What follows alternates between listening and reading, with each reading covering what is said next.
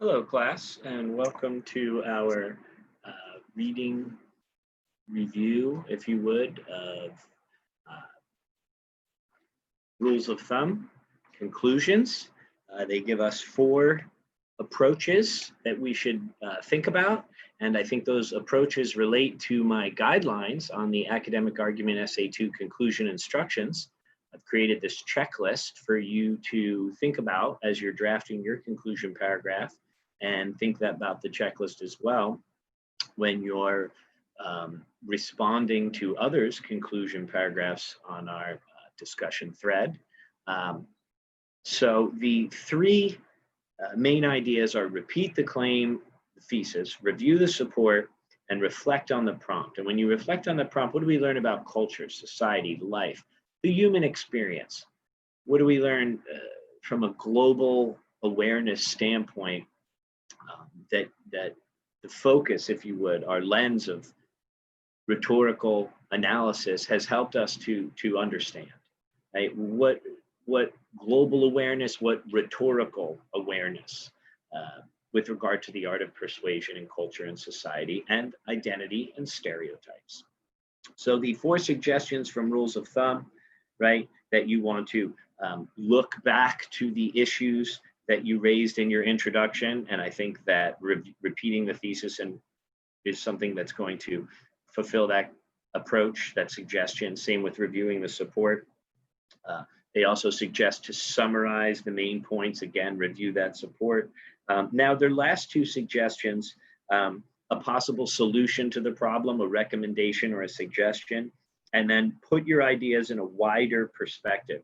What is the importance of what you have said? Again, that global awareness, that rhetorical awareness for culture, society, the human experience. How can we better understand identity and the negative effects of stereotypes and stereotyping so that we can make the world a better place, essentially, right? Just like the first essay, if we eat less meat, we're going to make the world a better place.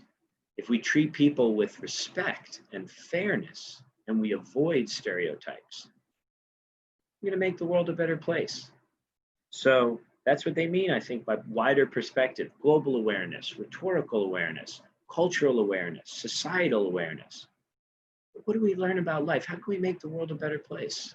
It's quite simply. Feel free to invoke your ethos in the conclusion as well.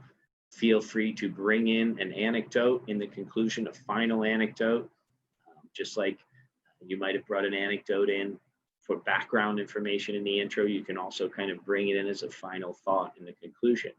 And last, in addition to my guidelines and my suggestions on our conclusion instructions, if you take a look at the Purdue OWL, you also see that they have some very helpful suggestions as well.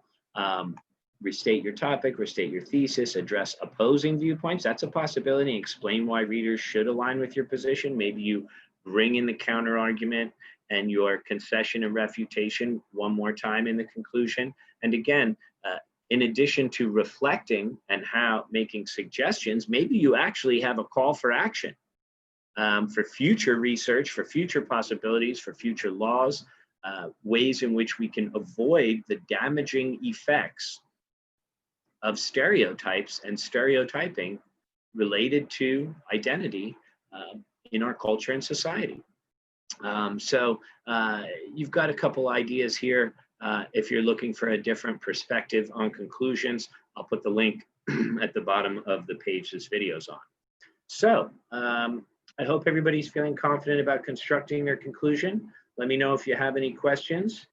Thanks for watching. Thanks for listening, and write with confidence.